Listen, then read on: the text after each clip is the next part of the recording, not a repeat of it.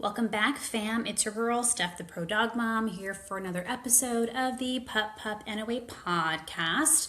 I am the owner of Pup and Away. I'm also a certified dog trainer, canine behaviorist, canine nutritionist, and obviously your host of the podcast. So today we have my first repeat guest ever.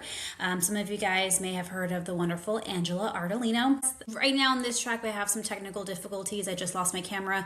You will also find that we have lost my camera in the actual recording of the interview. So keep that in mind as we go on if you guys are watching this also. I got to figure out what the heck's going on with that. But yeah, Angela Ardolino was my second or third guest that I had on. Let me just read her bio because she's amazing. Angela Ardolino, a certified cannabis and fungi clinician, brings over 20 years of expertise to the field of holistic pet wellness. As a graduate of the inaugural Medical Cannabis for Therapeutic Use program at the University of Vermont School of Medicine, she is a passionate advocate for safe, natural, and ethically grown whole plant and fungi medicine tailored for pets. Angela is the founder and formulator behind CBD Dog Health and MycoDog, two pioneering brands that prioritize pet health through carefully crafted full-spectrum hemp extract CBD for dogs, cats, and horses, as well as wild harvested dual extracted mushrooms and adaptogens. Committed to the highest standards, Angela continues to educate and inspire pet parents through her popular podcast, Your Natural Dog, where she hosts experts to discuss holistic pet care, natural remedies, nutrition, and training. Follow Angela Ardolino on her website, Facebook, Instagram, TikTok, and YouTube to stay updated on her mission to educate and empower pet parents everywhere. So without further ado, let's hop into our episode and chat with Angela Ardolino. Hey everybody, and welcome back to another episode of the Pup and Away podcast. I'm your gal, Steph, the Pro Dog Mom. I'm also a certified dog trainer, canine nutritionist, and behaviorist, and the very proud owner of Pup and Away, where we specialize in pet care with a behavioral edge over here in San Antonio, Texas. And today I'm joined by the almighty Angela Ardolino, who is my first repeat guest, and I'm very excited about that. Angela, you're my first wish list guest, and then now you're my first repeat guest. So thank you for being with me again today. You bet. I loved that you reached out and were like, hey, this happened. I want to talk to you about it. I was like, that's right up my alley. It'd be my pleasure. Yes. So my last episode, I had a vet reach out to me. He's known as a longevity vet. And of course, yeah, sure, why not? Let's have a conversation. He was very upfront that he, prescribes drugs like rapamycin. And I was like, I'm going to grill you about that. I really have a lot of questions. And so the majority of our conversation really was fantastic. He really does seem to be very integrative, very holistic. We talked a lot about, adaptogens, and we talked about intermittent fasting. We talked about just different ways to support a senior dog and a lot of things that I really aligned with. So towards the end, I was like, all right, man, I got to hit you up about this rapamycin because right off the bat, I don't agree, but I'm always happy to listen to know more. So after the conversation, I really was just kind of a little bit more confused because all of the other things that we had talked about beforehand, I was loving it. I was liking it. Yes, I agree. Yes, I already do that. And so, of course, when we talked about rapamycin, it's something that he's been prescribing and also using himself for many years. And so the message after that, I was kind of like, okay, I'm a little bit more open-minded. 2 days later, you guys dropped your episode, you and Carter, all about pretty much why we should second guess these drugs, these anti-aging drugs. And everything that you said, I was like, I knew it. So I reached out to you and I had to get you on today's podcast so that way we could talk about it. And maybe not debunk, but really go down into the science a little bit more to talk about aging and how there's so many other things that we can be doing to support our dogs. So I'm gonna leave you there. Tell me your thoughts. I'm seeing a huge trend for the past 2 years of anti-aging drugs, coming out and people talking about it. Of course, the Dog Aging Project is the big, probably fuel to this fire that Yeah. is getting so many people to talk about it. That, and we have people who are biohacking and trying to figure out how to live longer. But I think the biggest trend that's upsetting me is these vets who are now calling themselves senior dog veterinarians or longevity. And they just started calling themselves that because it's a trend and Mm. because they're kind of getting behind some of these pharmaceuticals that are coming out onto the market. Hmm. So, rapamycin is a pharmaceutical drug that's given to people who have organ transplants Yeah. so that their body doesn't reject the new organ. Because anytime we put anything in or on ourselves or our animals, there's an immune response, especially if it's something that's not natural Hmm. or a concoction of chemicals. There's going to be an immune response to it. So yeah, I'm kind of getting aggravated with a lot of the information. The veterinarians that are coming out calling themselves longevity or senior dog veterinarians are all backing and behind pharmaceuticals. They're not Yeah. necessarily calling themselves that and then saying, here's all these wonderful plants and mushrooms that help the body age gracefully Right. without shutting a system down. So rapamycin basically is triggering autophagy. Hmm. And autophagy is when the body takes dead or zombie or cancer cells and gets them out of the body. So that's Hmm. literally what it is. So that of course is one of the things that helps us not age so quickly is getting those dead cells out. But that's just one of the pathways. That is just one of the 12 things. I think there's 10, 12 pathways of aging or hallmarks of aging is what they call. I Hmm. think that's what's so incredible about what I've learned about the body is how everything works. What are all the pathways? And what is the body doing naturally to support us and keep us alive and healing and all of those things? Yeah. Rapamycin is a chemical concoction. It is a drug. It is a drug that's used for a certain specific thing that has now been used off label as a anti-aging thing. And I Hmm. find it ridiculous. So they started researching it as an anti-aging drug for people and they tested it on rats and had a good outcome.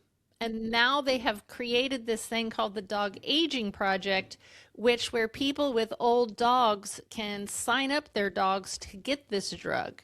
And if you do it, it says right on there, this is not going to help your dog live longer. This is Hmm. literally a research experiment to see.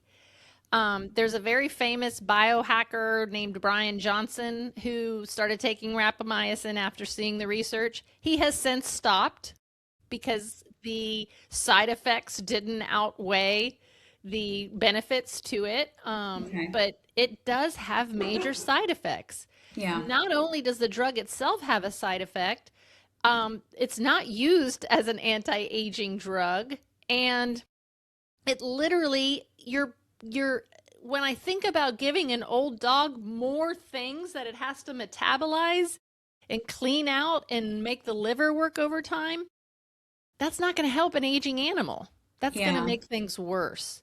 You So I compared really it feel like to, they're on the market just to sell people like us who will do anything to help our pets. But you and I know what really helps dogs live longer. And giving them a synthetic chemical drug does not help them live longer. on your episode with Carter, and I'll put it in the show the link in the show notes because it was really great information. I don't know if we'll have all the time to capture all of the really great stuff that you guys did in the episode. You compared it to like chemotherapy, right? It sounds amazing. It's gonna kill the cancer cells, and what else do we want whenever we have cancer? But what are all the other really fucked up things that are happening to the body? I've never gone through chemo, thank God, but I know a few people who have, and we know that it wrecks the body in so many different ways because it has one thing and one thing only, and anything else that gets in the way, it doesn't really matter. And I kind of feel like that could be possibly what's happening whenever we're giving these drugs too, right? It's focusing on one out of the 10 or 12 markers of aging that you mentioned. And it's turning off the body's system to do something so that it can focus on something else. But when we turn certain parts of the body offline, what else are we turning offline? Because we know from many different, looking at many different other body systems that everything kind of has like a cascading effect to it. It does. And it's not even like it's triggering the body to do something. The body already does autophagy. It already knows how to do that. And things like adaptogens, like a full spectrum hemp extract and medicinal mushrooms, help the body do that. Help the body clear those bad things that are in there, those dead cells, those zombie cells, those cancer cells, fungus, bacteria, any threat. It helps the body get rid of it. The difference between using mushrooms and plants, which are the real original medicine, is that the body recognizes it, versus a drug that's made out of a plant or a mushroom that is made in a lab with a bunch of chemicals. And when you put those chemicals in the body, it has to work overtime. It's the worst thing you could do for an animal that is aging or that is trying to battle off something. So instead of helping the body do what it normally would do, it's working against the body. And now the body has to work overtime. That's what I don't think people understand. If I'm going to give my old dog a pharmaceutical drug that's supposedly going to help him age better, what that's doing is that the liver has to metabolize that. The liver does not recognize what that drug is because it's a whole bunch of synthetics. So now it has to work overtime. It sends it, sometimes it recognizes and goes, oh, I got to get this out of the body.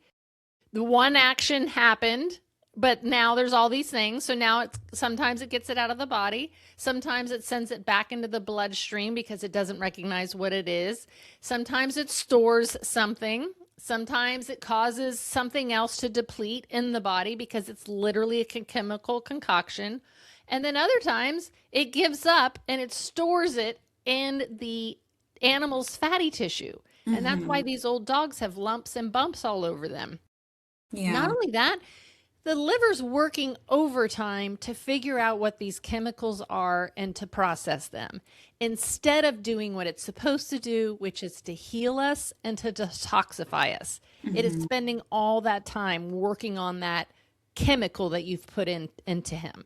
So that's why I'm like very anti pharmaceuticals, especially for an old dog, because it literally, that's what I see as the trend.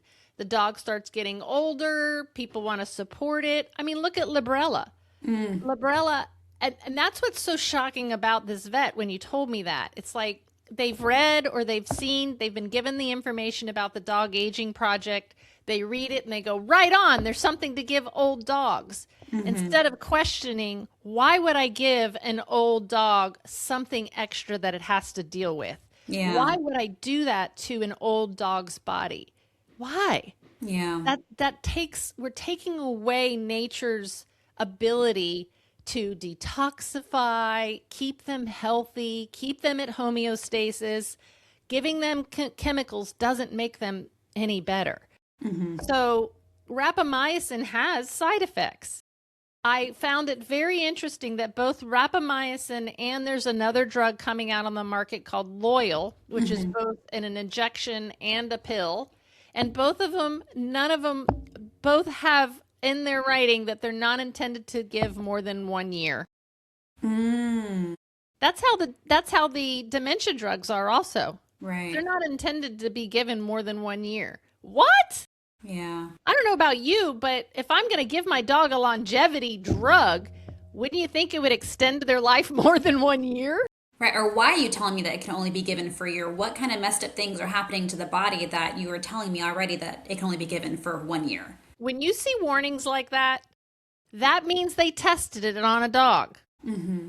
They tested it on a 6 or 7 or 8 or 10-year-old dog, and it didn't it couldn't take it after a year. That's Yeah. why that warning is on there. Just like why that warning it says not intended for dogs for younger than 12 months of age. Because they tested it on puppies and it Yeah. killed them. That's an Yeah. Apoquel warning, by the way. That just blows my mind. But Right. I that's don't what think. I don't think people understand is that the biggest thing that I just learned because I just did my first piece of research is that in animal drugs, all they have to do is prove that their health doesn't change for the first 3 months of that research. That's it.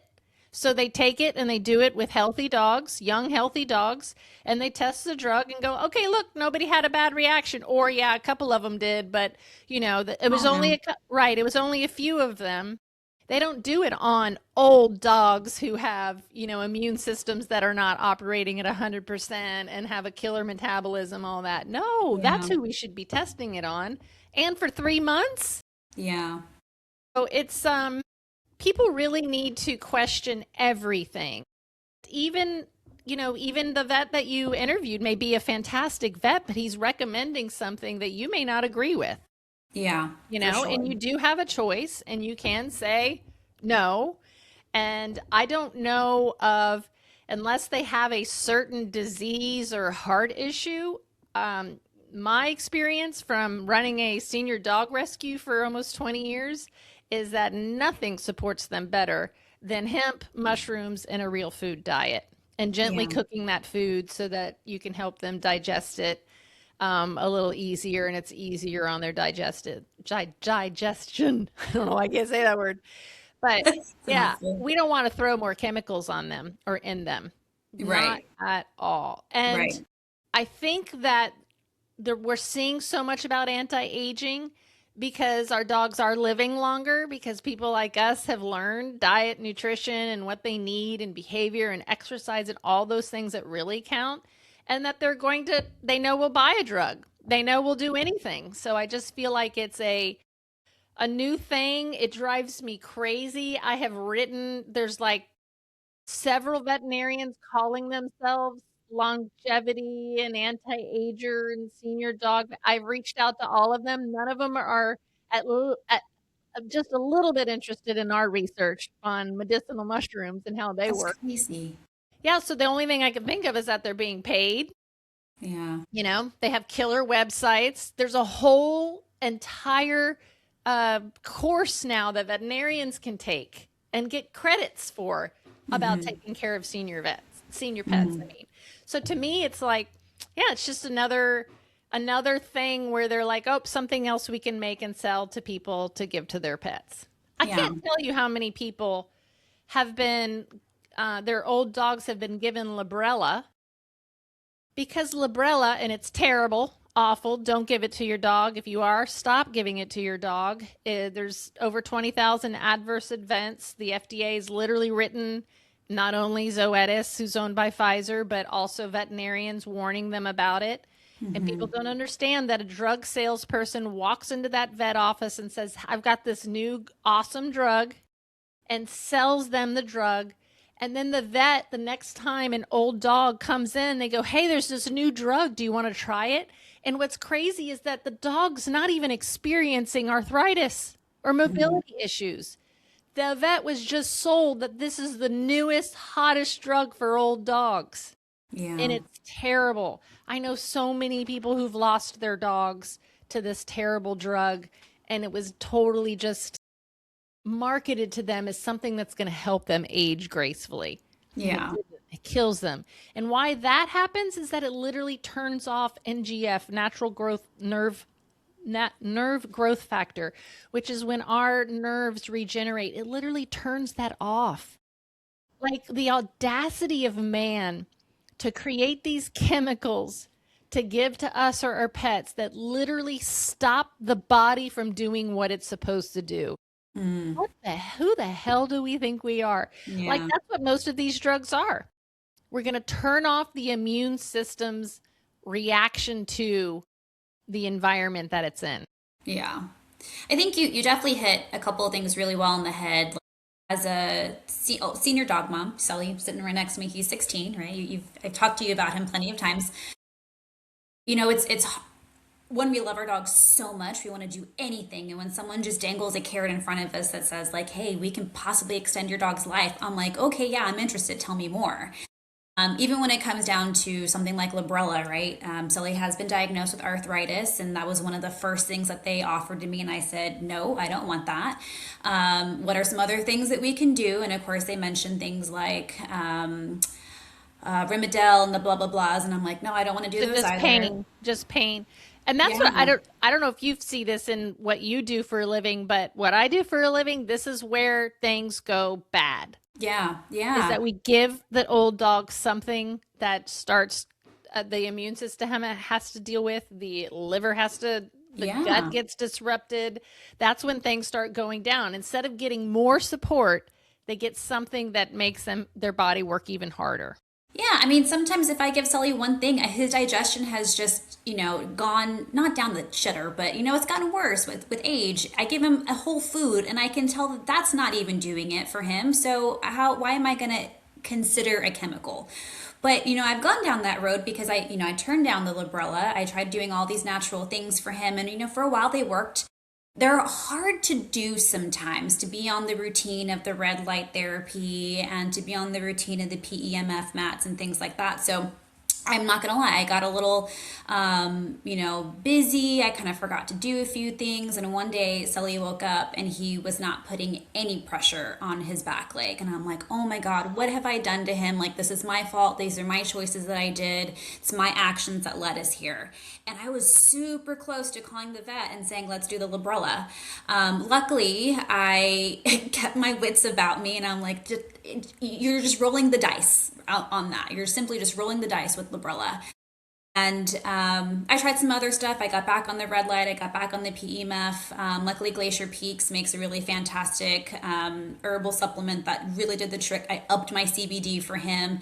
And within literally 8 hours, he was walking just fine. And he's been fine. So I understand that we get like scared and we get like, we want to reach for the first thing that's out there. And I think that's one of my biggest pet peeves about any of these drugs is they're all products of human convenience, right? Flea and tick medication, for one. Like, oh, you just give this one thing once a year. Let's think about that, guys. We're putting so much chemicals in your dog just for your convenience doing it once a year. Whereas you could do the sprays and, checking your dog, it takes a lot more. And I get it. Our lives are No, but very busy. it's I love that you're saying that. It seems like it takes a lot more, but if you're either going to pay now or you're going to pay later. Someone's going to pay for it. You're Yeah. going to pay. And that's, convenience is the death of everything. It really is. Yeah. And that you can't see that the damage of that pain pill or that Librela, you can't see what it's doing inside the body. You Yeah. can't see that you're taking years off your dog's life instead of just helping them be pain free. And also it's not normal for us to see us giving multiple tinctures and red light therapy when our dog is in pain, but that's Yeah. all they need. Yeah. And I have dealt with the worst, most painful cancers, the most geriatric dogs, you name it. A full spectrum hemp extract will get rid of that pain. You just have to figure out the milligram. And what you just said, Glacier Peak has a wonderful product that is literally what I would use to add it with a full spectrum hemp extract to make it extra strength, to make it even stronger, to make it even more therapeutic to get rid of pain.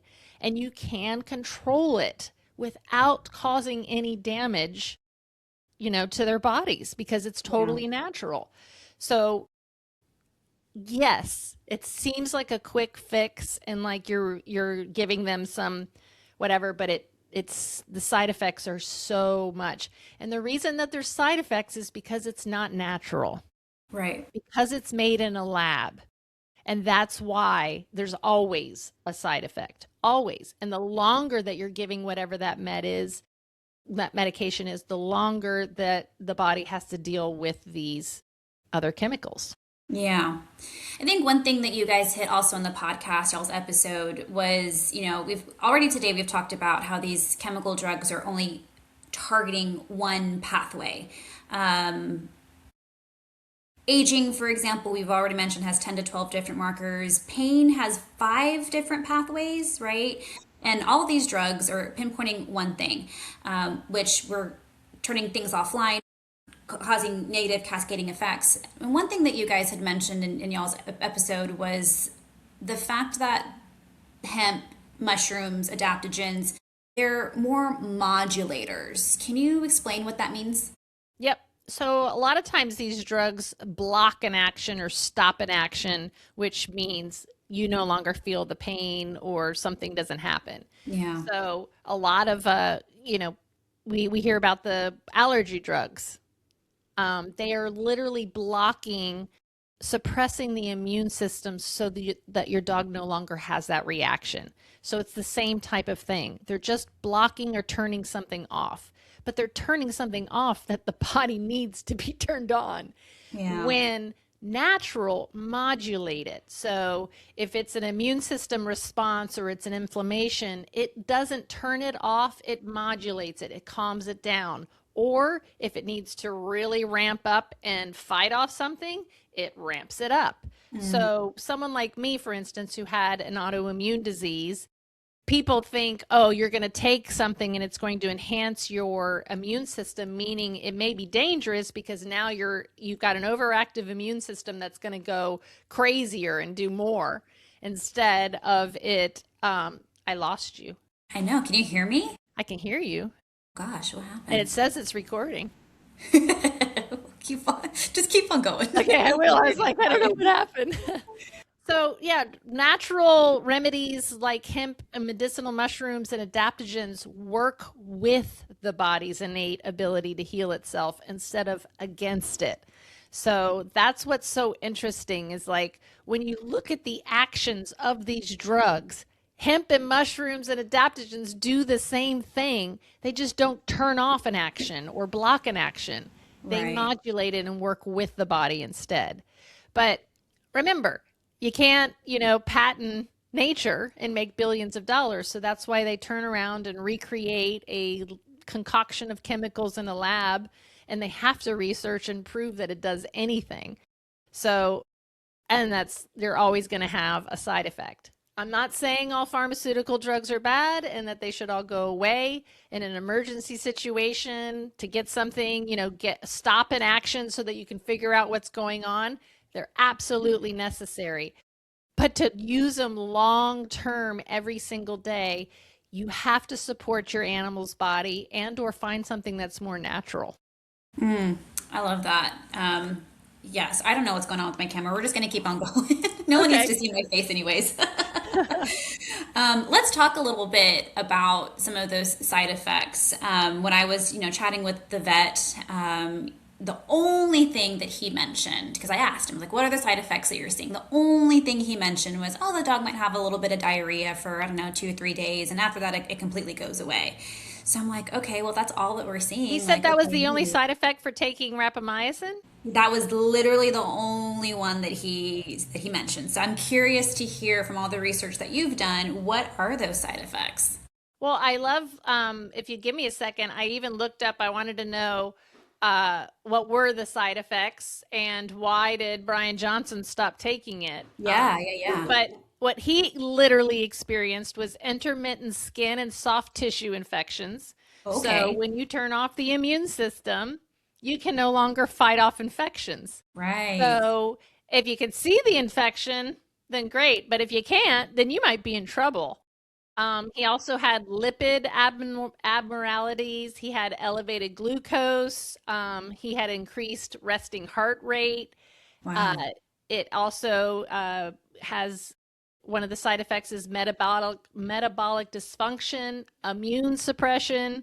Like I don't think people understand we have a system called the immune system that's literally keeping us alive. It Hmm. protects us from threats, from disease, from bacteria, from fungus, from all of these things. The last thing you want to do is give your pet or you take something that suppresses your body's ability to keep you safe and protected. Hmm. That's what it does. That's the biggest thing that blows my mind. So yeah, maybe aging was slowed down, but now he's got cancer or heart, some sort of disease or problem because the immune system was turned off. Yeah. Um, what is it? Oh, possible acceleration of biological aging markers in some analysis. So That sounds like the there's, opposite of what we want. and that's literally what I find a lot of times with these drugs. And I'm like, wait a minute. We just stopped this one thing, but now all of these other things are happening, and that just makes no sense. That's why Wow. I sound so anti-pharmaceutical, is because I know how they're made and I know how plants and mushrooms work. And so to me, it just makes no sense to me. Yeah, no, absolutely. Yeah, none of the side effects were mentioned. When we were having our conversation, I asked him, like, what are you guys seeing that makes you think that this is a positive thing? Like, how are we knowing? Are you seeing the dogs become young again? Are you seeing them, get that pep in that step? And he said, no, we're not seeing any of that. I know, because I was like, the Stephanie, hell do all we know they what's did was, working? yeah, what happened is that 60 Minutes did a special on it. Yeah. And there's a beautiful website called the Dog Aging Project, and all of it sounds so heartwarming and Yeah. wonderful, and it's all bullshit. And that's what he saw, and it sounds promising, and so he's on board, but he did not read the literature. He did not look into to see what is the action that this is actually doing, and then what are the side effects. I Yeah. don't understand why they don't do that. I don't understand why they blindly trust a pharmaceutical rep. I don't get it. Like the some of the I interviewed the attorney who is basically leading the class action against Librella. I need to see And that episode. I did see it up on the list. and the vet, like his vet, had no idea what she was promoting. She Yeah. does now, and now she is very upset and, is behind this charge. But the literal lawsuit is about transparency, Yeah. is the lack of transparency of these drug companies that sell these dangerous drugs to veterinarians and tell them that there's no side effects. You can go on right now. I remember seeing an ad on Facebook that was like advertising pet pharmaceuticals, pet pharma, or something like that. And there was Apoquil, and there was a little tab that said side effects. I clicked on it, and it said no adverse reports. They Lies. had, and literally, you can go pull up Apoquil's, little pamphlet that tells you all the things that's wrong. And there's cancers after problems after problems. And guess what? Those are on there because the FDA made them put them on there. But you're Right. not even handed those when you're Yeah. given that drug. Yeah, you're lucky if you get handed those things for sure. So you Yeah, for have me, the to, biggest one was the behavioral changes. Obviously, being a behaviorist, and I've seen it firsthand with my clients. And I had one amen. client in particular who, she was giving it, and aggression started, and then she stopped giving it, and the behaviors went away, and then she went on it again. But she was like, it's helping the itching, and I'm like, girlfriend, you got a Doberman. Like, we can't do like any dog, period. But especially some of these breeds that have been villainized over and over again for aggression.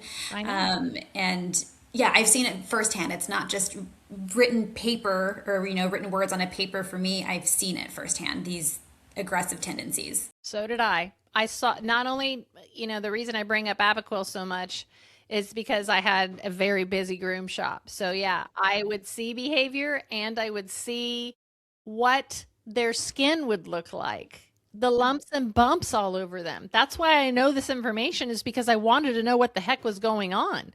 Why are all of these dogs suffering? And it's, of course, as you know, the diet, these pharmaceutical drugs, the flea and tick, the heartworm, the everything that's being put on them and that's in their environment that's toxic that their body has to deal with. Yeah. And adding on some drug to an old dog that's already struggling, to me, it's criminal. I find Yeah. it disgusting, and that's why I talk about it so much because first it was watching oncology. Oncology didn't exist in the vet world. And then just watching that whole industry blow up. And now here we are now with anti-aging and how they're going to sell us even more things to help our aging dogs. The only thing that's going to help our aging dogs is if we stop putting these chemicals in them.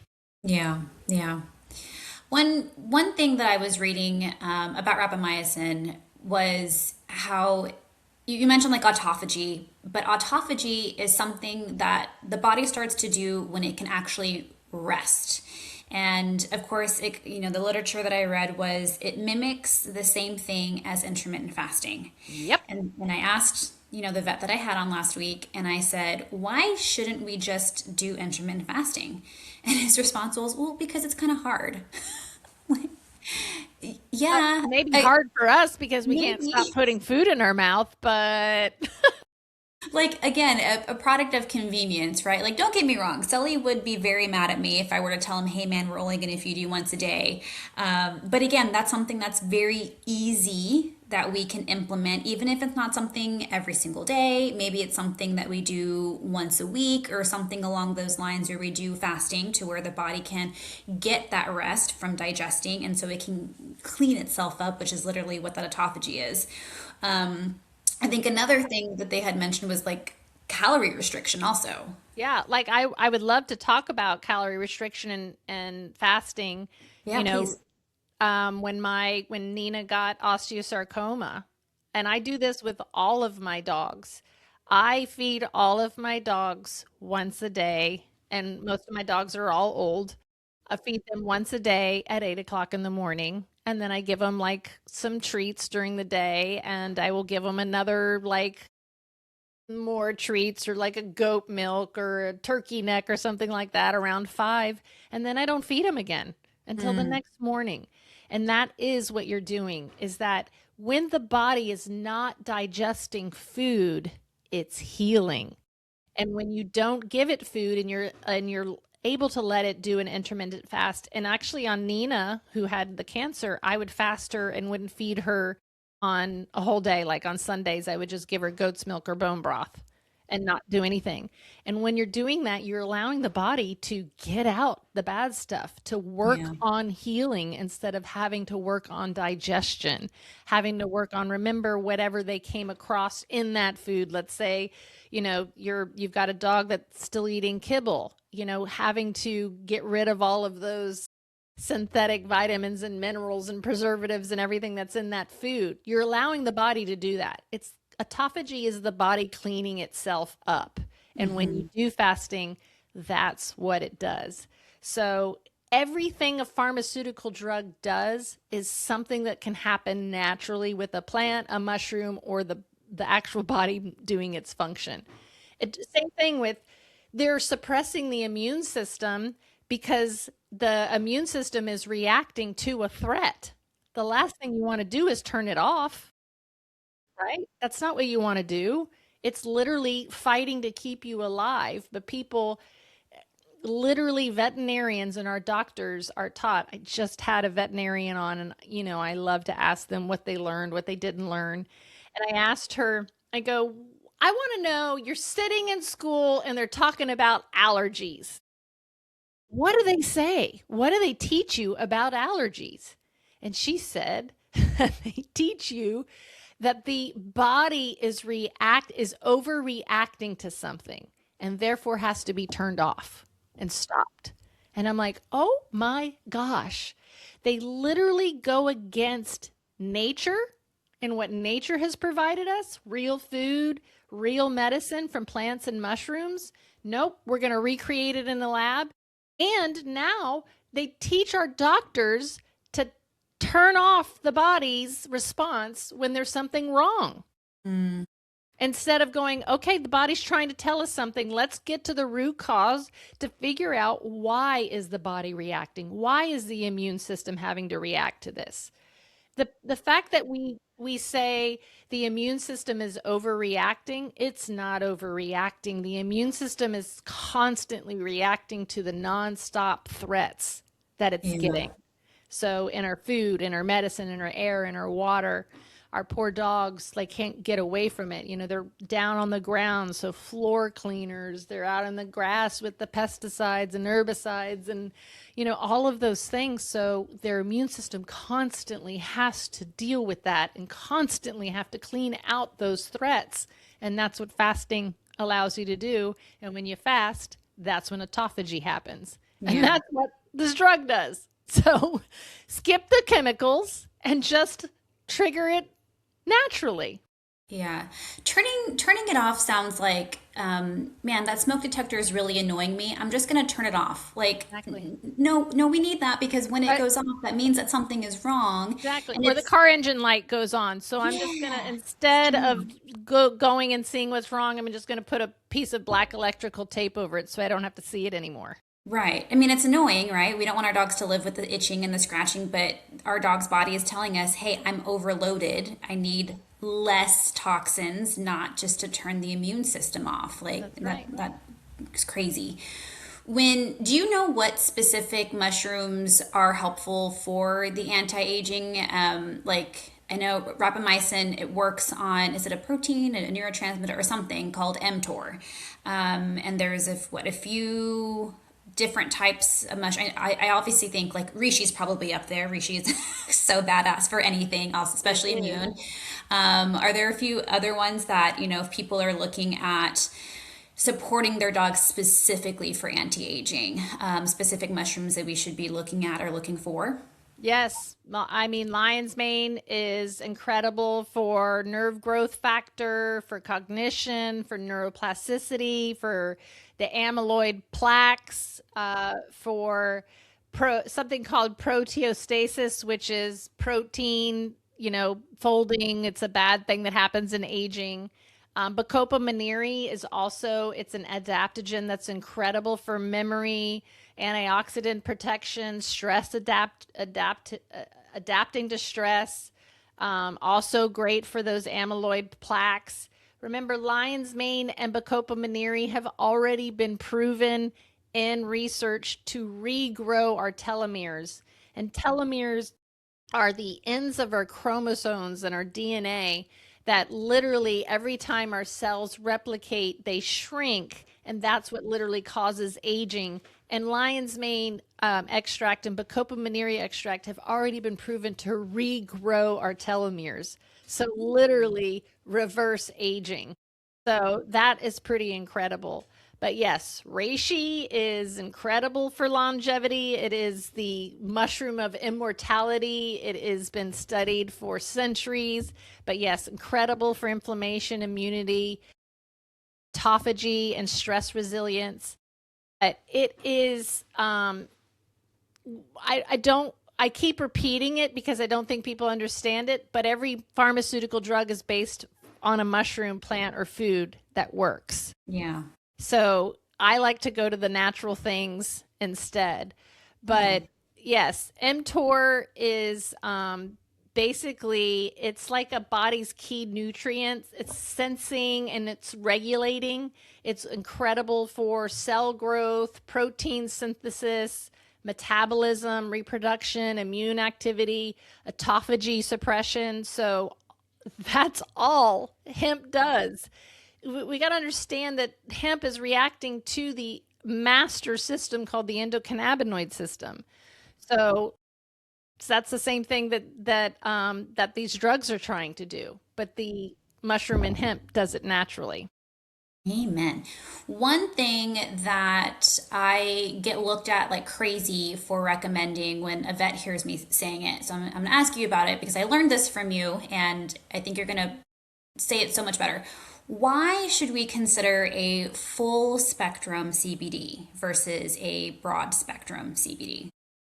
Um, well, full spectrum means that it is all of those good things that exist in that hemp flower. So when you extract them, you're getting tons of cannabinoids, terpenes, flavonoids, fatty acids, proteins. It's called the entourage effect. You're getting all of the things that are needed to make those cannabinoids have their action. Broad spectrum, full spectrum means that it has all of those things. Broad spectrum means that they have taken out the THC. And the problem with that is that CBD and THC are the main cannabinoids, but there's 118 cannabinoids that have been discovered now. and they interact with a series of receptors. And the main receptors are called the CB1 and CB2 receptors. And the problem with a broad spectrum product is that if you've taken out the THC, THC is needed to bind to the receptor so that CBD can bind to it. If you've taken out the THC, CBD literally doesn't bind to the receptors. So it's it shouldn't be on the market, in my opinion, because you've taken away, you've literally, I don't know what to describe it, compare it to, but you've taken away its right arm. Right. You've taken away its thing. So it doesn't bind to the receptors. And then on top of that, there's something called isolates, which is when they just pull out certain isolates like CBD, CBG, CBN, THC. They just pull those out. And when you do that, you're missing all of the cofactors that help that cannabinoid do what it's been proven to do in research. Yeah. So you always want a full spectrum hemp extract. You always want a COA, a certificate of analysis that shows you that it is a full spectrum hemp extract and that it also is free of contaminants.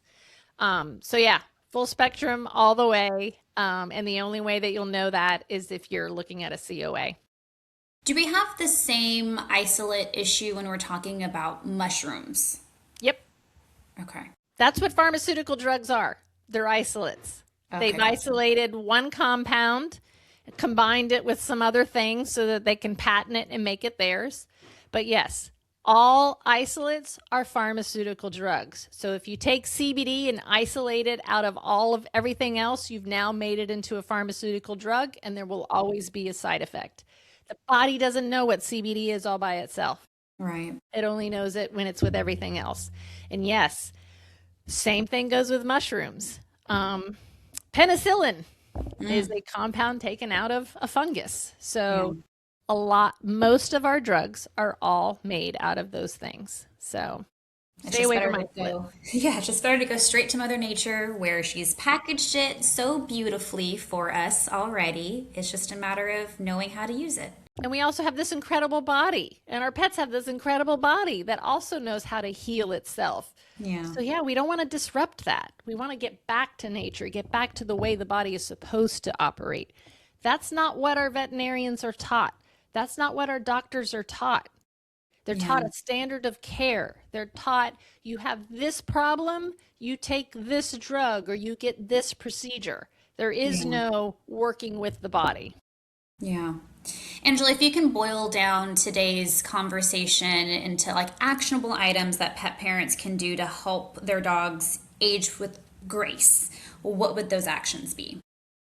Well, this is just going to remind me. I wish I could remember what holistic veterinarian said this to me. I'm going to have to look it up. But I asked her about Librela. I said, what do you think of Librela? And she goes, I would never prescribe a drug that's less than 10 years old. Because she says they're coming out constantly. And that's true. Every time, people don't understand that the people who make the human meds are also making the animal meds. And they'll find something like, well, let's just talk about rapamycin. Let's just talk about autophagy. They're like, wait, this drug does this compound does this? Let's test it. Let's see what happens.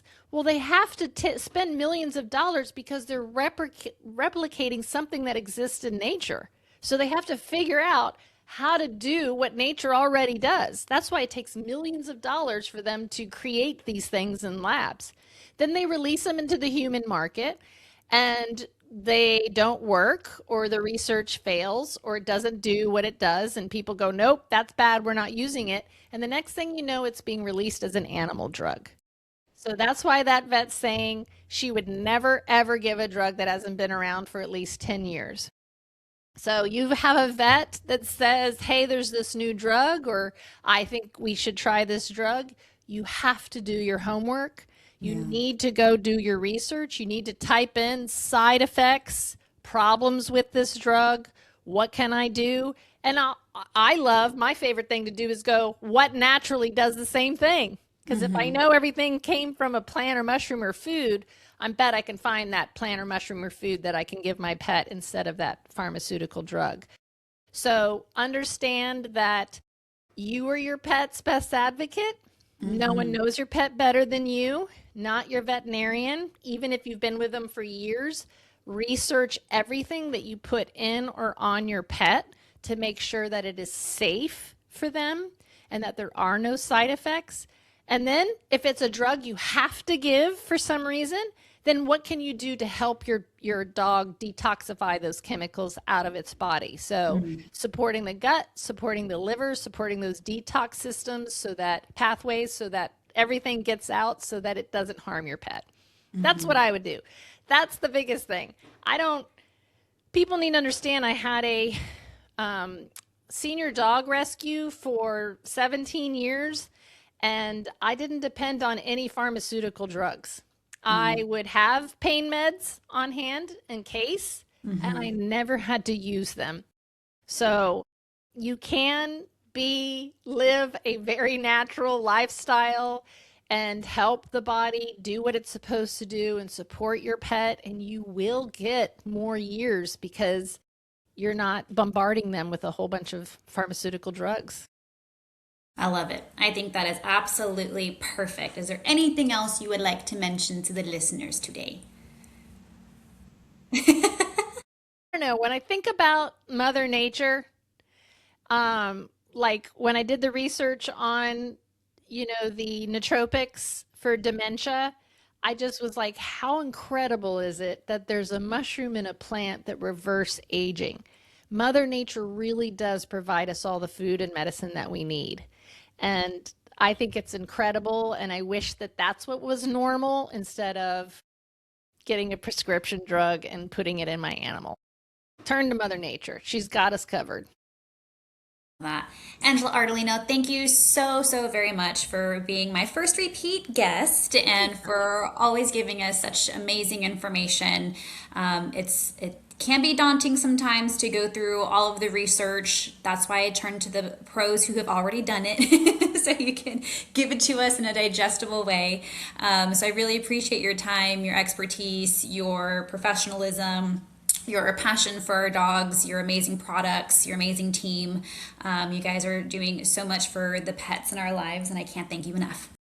Thank you, Stephanie. And I'm so impressed with your work and you getting the message out there too. So thank you so much for having me on again. Yeah, I do my best. All right, listeners, we will catch you guys on the next episode. Y'all have a good week. Now, that might be the end of the episode, but the fun doesn't have to stop here. Follow us on social media. I'd love to connect with you. We have quite a few social media platforms. For nutrition and holistic pet care tips, follow me on TikTok and Instagram at Steph the Pro Dog Mom. You can find fun training tips on Facebook, TikTok, and Instagram at Pup Pup and Away SA. If you're in San Antonio and you want to bring your dog to us for boarding, training, socialization, and nutrition, come find us. But if you're not in San Antonio, we do training and nutrition sessions virtually. Yes, they can be just as effective, I promise. Please rate, review, and subscribe to my podcast on whatever platform you listen on. And please, please, please share with a friend. The positive reinforcement of knowing people actually listen to this and find it valuable helps motivate me to keep on recording. We'll see you guys at the next episode.